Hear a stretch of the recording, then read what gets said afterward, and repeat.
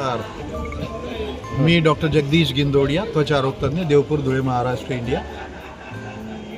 21 जून आंतरराष्ट्रीय योग दिनानिमित्त आपण दरवर्षी 19 तारखेला जनरली आपण हा कार्यक्रम घेत असतो वॉटर योगाचा, पाण्यातला जल योगा. कारण 21 तारखेला बाकी ठिकाणी सगळीकडे योग सुरू असतो, म्हणून आपण ही एक नवीन संकल्पना फक्त 19 तारखेला दरवर्षी लॉन्च करत असतो, दरवर्षी साजरी करत असतो. आता एक महत्त्वाचा भाग असा आहे की आपल्या माननीय पंतप्रधानांनी पूर्ण जगासाठी हा एक धडा दिलेला आहे की राष्ट्रीय किंवा आंतरराष्ट्रीय योग दिवस, त्यामुळे सगळ्यांची तब्येत सुधरेल. ॲटलिस्ट 21 जूनला तरी करतील, आणि त्यातले कमीत कमी 10% लोकांनी जरी कायम केलं तरी सगळ्यांना फायदा होईल. आणि योग हा भारताच्या संस्कृतीचा भाग आहे आणि याचा नक्कीच सगळ्यांना फायदा होईल.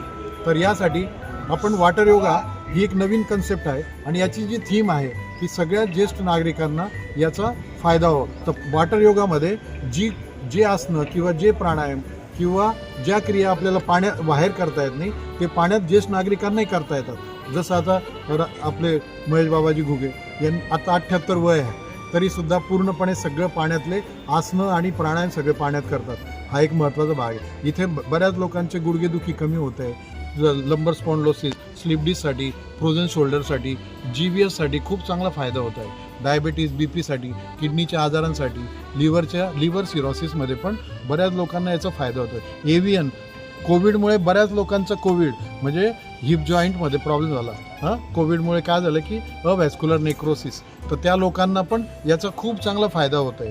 तर यासाठी सगळ्यांनी याच्यात 15 ते 20 मिनटं जरी जलयोगा केला आणि तो जर रेग्युलर सातत्याने केला तर त्यांना नक्कीच फायदा होईल.